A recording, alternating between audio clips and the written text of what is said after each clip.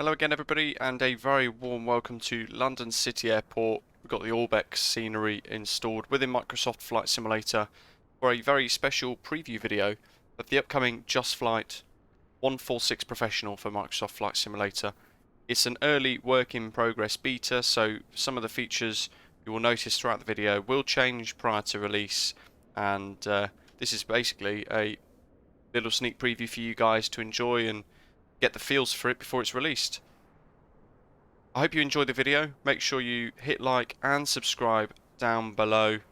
There she is in the BAE Systems demonstrator livery. It's the BAE 146-100 variant, which is the one that we're going to be toying around with today. But as you can see, it looks fantastic from the outside. A number of different liveries are available with this, including Air UK, Dan Air, some Formula 1 liveries, and Jersey European, which then of course became Flybe from many years ago, for lots of awesome retro routes, including the usual infamous one into London City with its short runway, steep approach ops.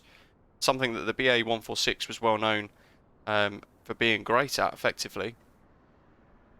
Bit of a project of passion from the JustFlight team. There's lots of new features in comparison to their P3D version that's now included in this very version for Microsoft Flight Simulator, and all the links will be in the description down below if you want to follow their progress via their website, and of course on release nearer the time a link will end up in the description too, so you can go ahead and purchase it should you wish. Short wing, high lift flaps, 4 little stumpy engines with no reverse, and lift spoilers, but also speed brakes which pop out through the tail cone section here too. And this is my first time looking at this particular aircraft. It looks great from the outside. I know it's a complex aeroplane, but I'm hoping that with what I've found, well, how much I enjoy the CRJ from Aerosoft, I'm hoping I'm going to love this equally as much as well. There is a lot to take in. But yeah, let's dive straight into the flight deck and have a little look about. First impressions from the inside, it looks really nice actually. We go in towards the captain's seating area. There's a lot going on here. Because of the 4 engines, we've got 4 sets of engine instrument displays, 4 throttles of course, and we've got the old school cabin secure for takeoff, cabin secure for landing, flip switch down there from the when you get the command from the cabin crew. The aircraft is all secure, so we may as well look at the tablet straight away. Chocks, anything green is basically active at the moment, and anything not is white. So chocks, forward packs and stairs, the aft pack and passenger door. We've got the forward cargo doors open, the aft cargo doors, and the aft service door. You can change the units between pounds and kilograms here if you wish, depending on what you basically work to yourself. And you can change the passenger total numbers here as well. And if for whatever reason you go over the gross weight, the maximum sort of gross weight, that little bit at the bottom right will go red. And you've got your all-important centre of gravity there too, and some announcements. And you've got different states here as well if you wanted to dive straight into ready for takeoff, for example. Now, the version that we've got doesn't have a flight management computer or weather radar at the moment. It is still a work in progress, and this is a fairly early version of the beta which JustFlight have sent out for me to share with you guys. However, we can fly using VOR navigation. There is a lot to take in here. On the overhead panel, you've got all your masters on the top left-hand side for your yaw dampers and your autopilot, your avionics. You've got a ground ignition function which won't really be used for the purposes of us going flying. Brake fans, lift spoilers, anti-skid and all that sort of stuff. We've got the hydraulic lines, the next box down. And then we've got all of the fuel systems here, the fuel pumps, cross feeds, and so on. Moving across, electrics panel for our battery indications. We can turn the batteries on the buses as required too, and all of our sort of generators down at the very bottom of this little rectangular section of the overhead panel.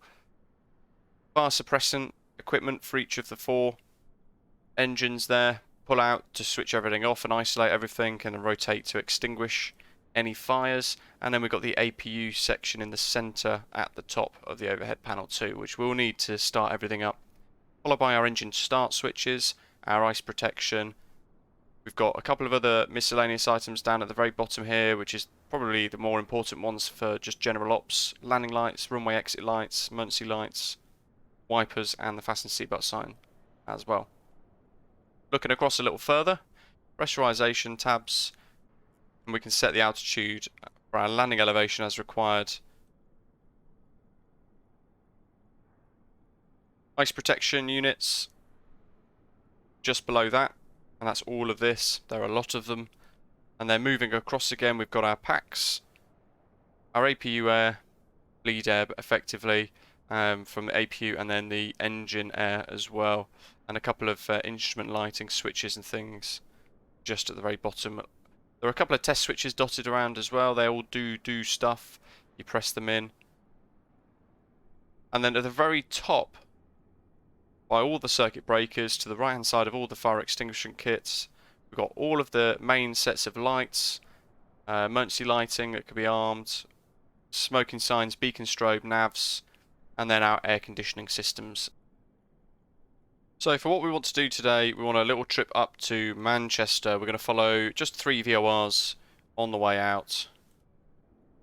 It's telling us that for this particular route we need 7,049 kilos of fuel. Good grief, that is a lot. And you can see our total fuel at the moment, 7,409.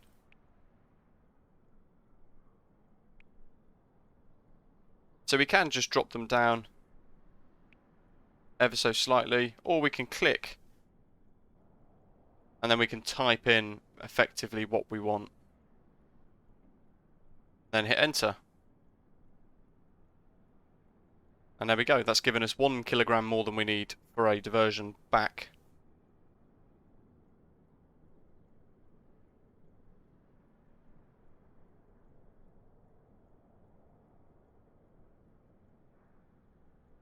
We've set our passenger load and everything as well, so what we can do is we can get rid of the stairs and close the doors. Let's check the animations out for this.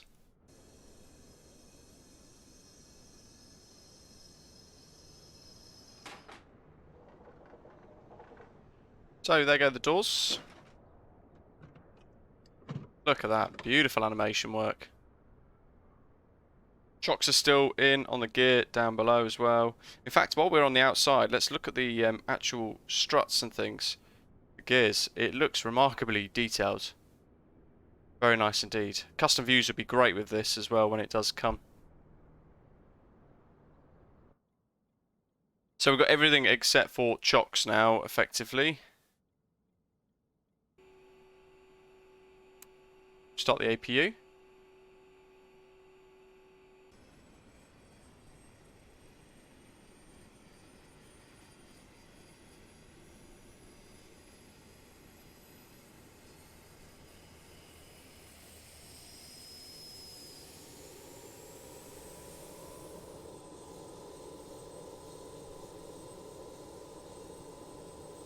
Does sound remarkably good. Now there are a lot of different functions here with thinking about actually departing with the aircraft, and it depends on what flap settings you're going to use and also whether or not it's going to be derated. Now the weather at the moment in London City, live weather is 9 degrees Celsius, so we've actually added that into the aircraft like so. We can power on the system and we can select takeoff, and it's going to show that we need 92.3% N1. So we can go ahead and we can set all of these to 93. As a bit of pre-flight prep, if you like. And again, similar to the Aerosoft CRJ, if you don't tune everything in as required, you don't give it all the information that it needs, all of the little things, then you might find that it could be difficult to fly. And I haven't taken off in this yet. This will be the first time doing this live within the video itself. So 92.3, we'll select 93. And then we can just go ahead and turn that off again. If we wanted to as well, we can set these V speeds once the engines are all switched on by just pressing the buttons as required as well, and that will then change our speed displays with our V speeds and things. And we can tune whatever we need to do to get everything set up effectively. So we are going to use Navigraph to help us with our flight planning. We've got a VOR only flight plan route set, but also we need to think about departures and things from the airport that we're going to be using too. We're going to quite simply use the Brookmans Park departure for runway 09. So initially we want a frequency 1175.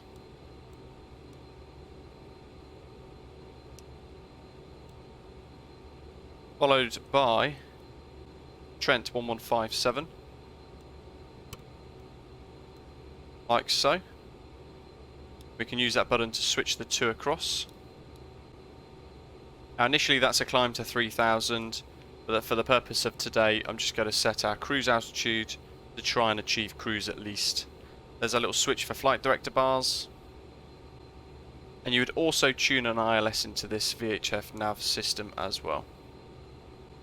There's your radio stacks down below.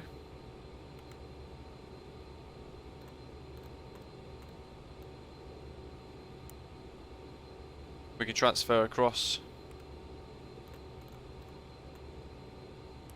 whatever's going to be required for our flight.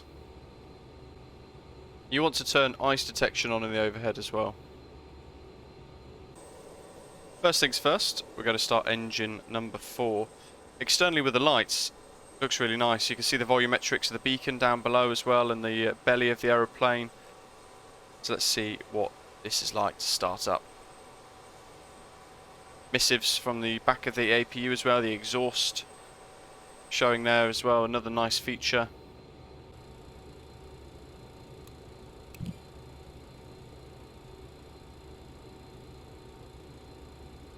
So that's starting to spool up. You can see it on the external drone camera with the sounds.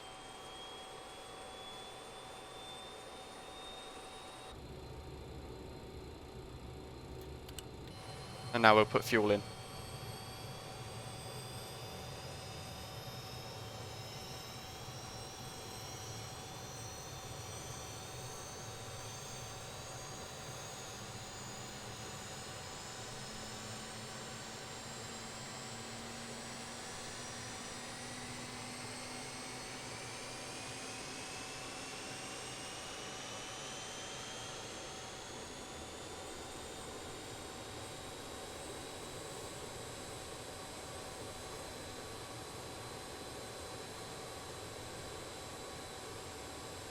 Okay, so we're going to go ahead and get all the other engines started, and I'll see you shortly. So all the engines are on. We can have a look at the brake temperatures, they're 9 degrees. We can add our flight number into this.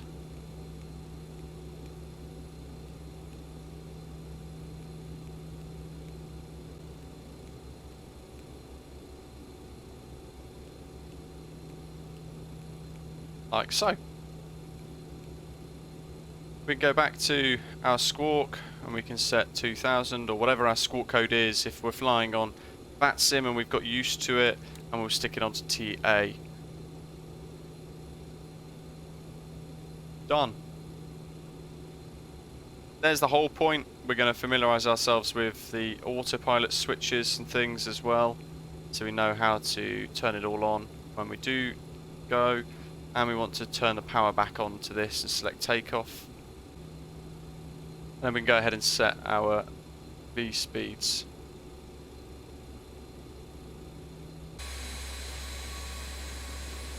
Fog's starting to lift as well. Beautiful conditions now for our first ever flight in the BAE 146. I hope you guys are enjoying the video so far.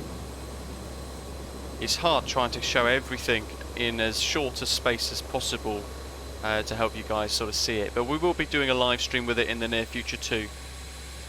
Right, flaps.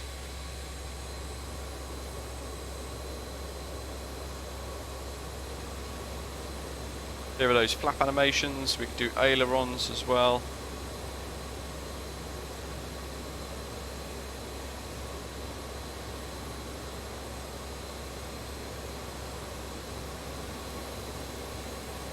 Look at that, such a complex animation.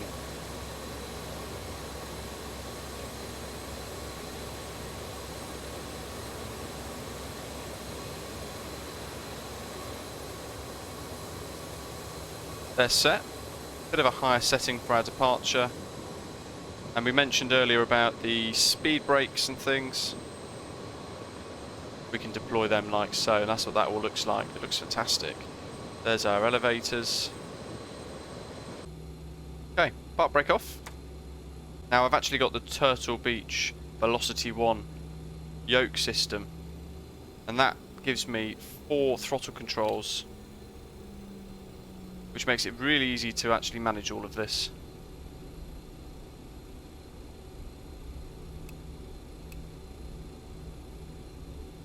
Running turn lights on, let's turn the landing lights on as well.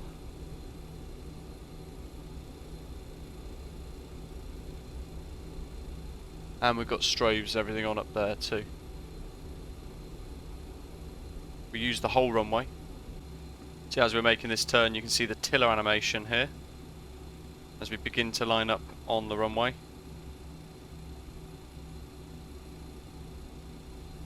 And lining up, departing into the fog. Really excited for this. Now I don't know how good I'm going to be at flying her. This is the first time ever trying to, and I've picked London City because it's famous for its BAE 146 operations from years ago. We'll set park brake on. We've got everything set, so we know what we're going to be doing in relation to our departure speeds, V speeds and that sort of thing. By the way, autopilot is activated down here. So these are our autopilot controls. That's the master, there's your damper master as well. In case you're wondering. Cabin secure for takeoff, and I think everything is set as we need it. After departure, we want to make sure that we're doing V2 plus 10, 124, 134, which is the little triangle on our indicated airspeed bug there. Okay. Get a bit of power in. It sounds fantastic, doesn't it? Park brake off.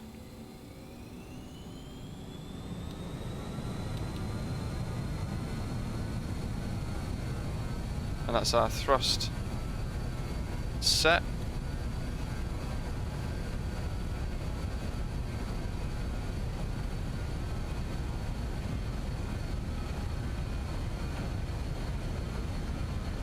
V1, rotate.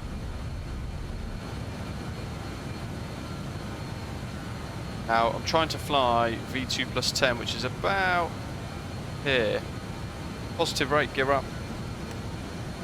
There goes the gear lever, and there goes the gear. So my first impressions, really nice, really enjoyable, and actually they've put a heck of a lot of detail into this. This isn't the stretch version, but the 300 variant will be available, of course. But this is fantastic, fantastic fun. It sounds incredible, the systems are really nice as well, the autopilot seems to work quite nicely too. And it flies as I would imagine a BAE 146 to fly. Now, I'm not type rated on it, that's the only way you can know how realistic this is. But from effectively an amateur or a flight simmer's point of view, this is a remarkably fun bit of kit for your hangar.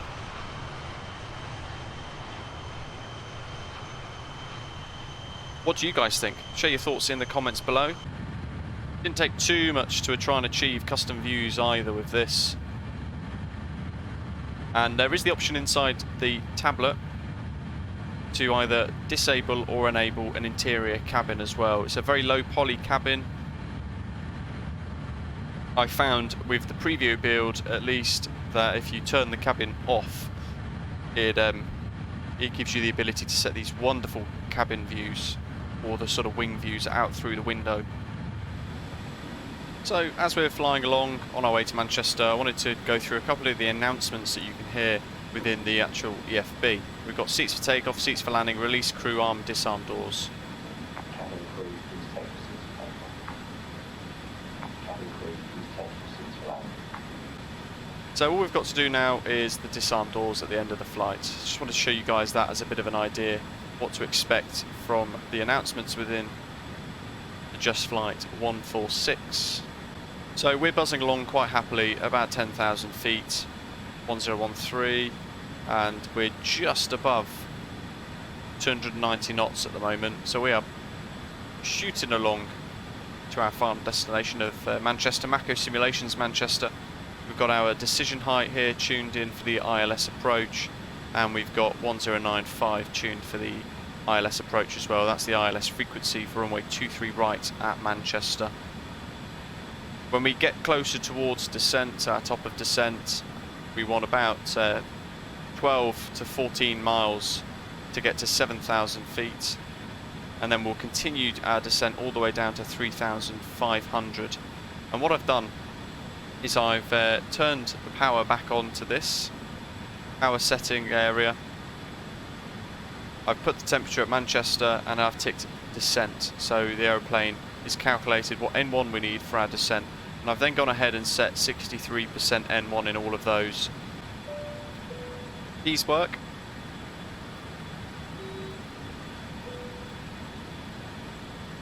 Really nice.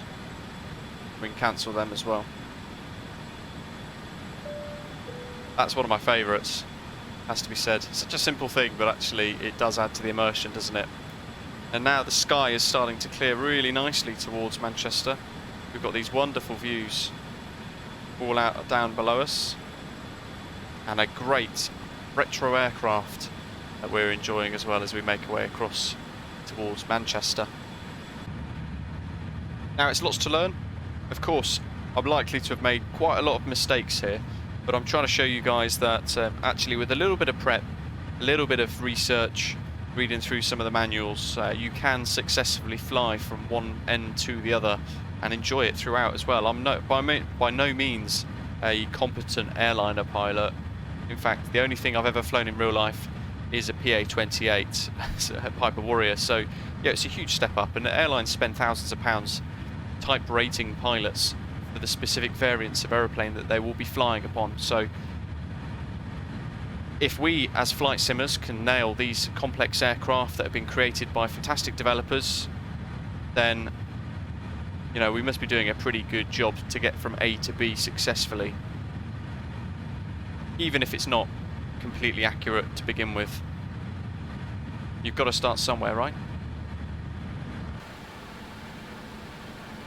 Okay, so here we are, we're descending down towards the ILS into Manchester, and we're bringing our speed back gently to about 200, 180 knots-ish.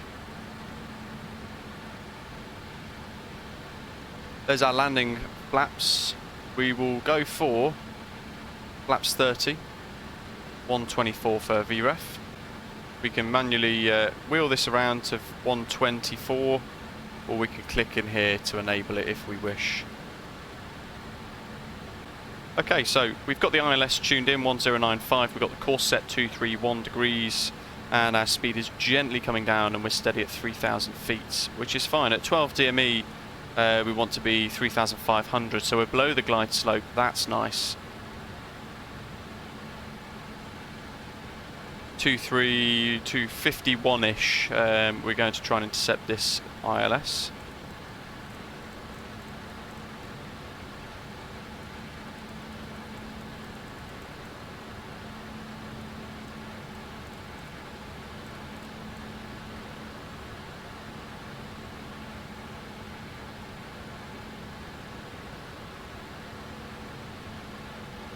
Like so.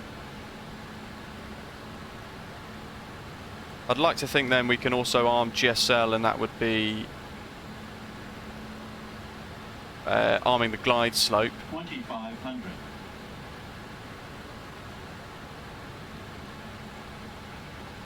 There's the airport.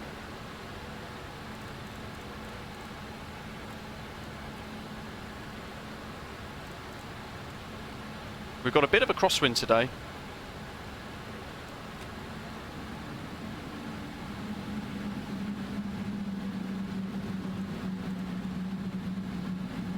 We can hear the flaps deploy. And we should, if I've got this correct, now we're about to hit the glide slope, we should see the nose begin to go down. In fact, it is.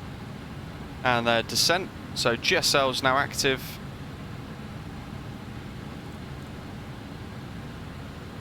And we can try and work to get back on that course properly. We're manually just tuning this heading bug.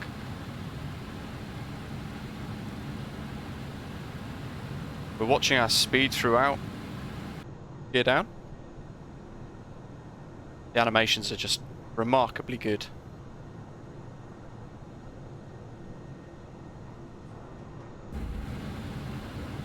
Watching our speed. Glide slope's looking good.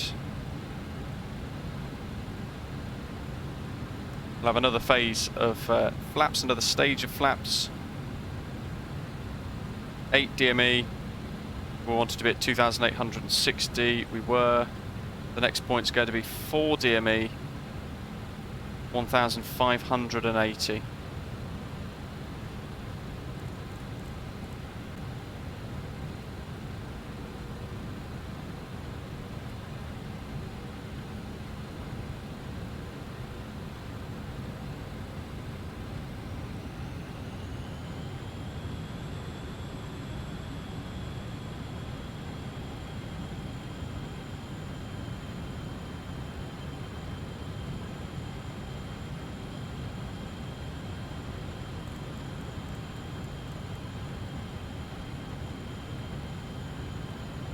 And now 4 miles, go to flaps 30, BRF 124, plus 5, so we're looking good here.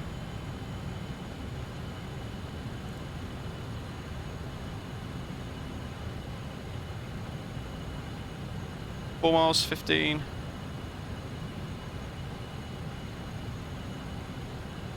Two red, two white, we can see the pappies, and we're showing that we're on the glide slope here as well, which is nice.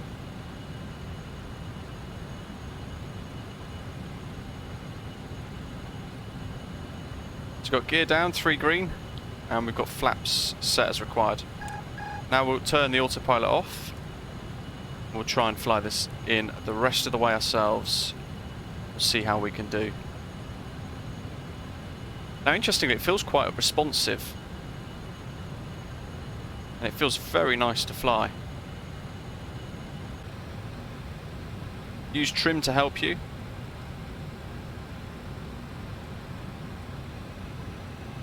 Looking a bit better.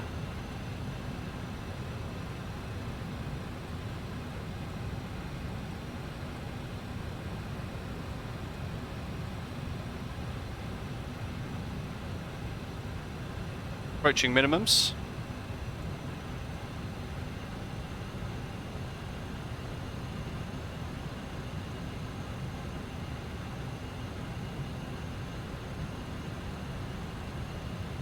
First time landing this. Glide slope.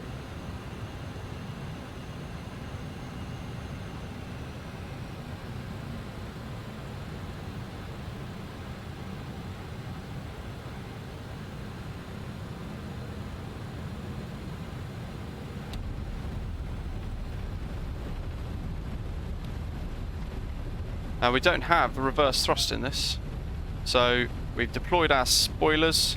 And now we're gently on the brakes. Now that nose wheel's come down. Got a lift spoiler deployed there.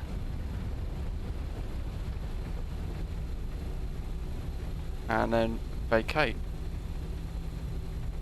Tell you what, that was a bit of a handful, but it was great fun.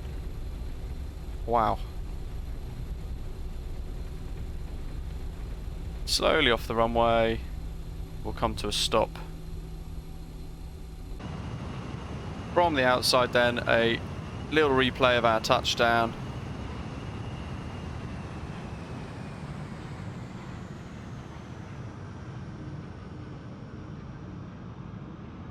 Got the air brakes out now.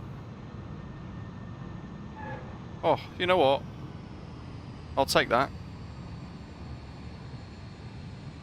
We're trying to hold that centre line, and we're on the brakes. And you can see the nose dip actually, with the weight of the aircraft transferring onto that nose wheel as we brake.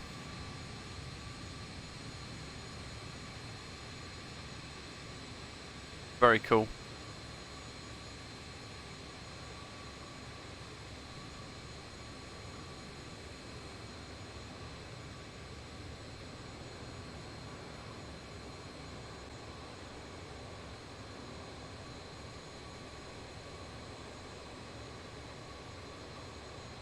Then slowly to a stop. We can bring those flaps in.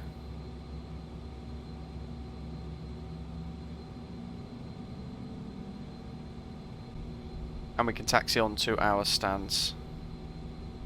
There we go, quite an extended early access preview of this work in progress beta build of the JustFlight BAE 146 for Microsoft Flight Simulator. I hope you've really enjoyed this video. Share your thoughts as always in the comments below. And there we have it. Thank you very much to JustFlight for reaching out and offering me the ability to share this preview with the community, you guys all watching wherever you are in the world. I hope you've really enjoyed it. Keep your eye out for a BAE 146 live stream in the very near future on the channel as well.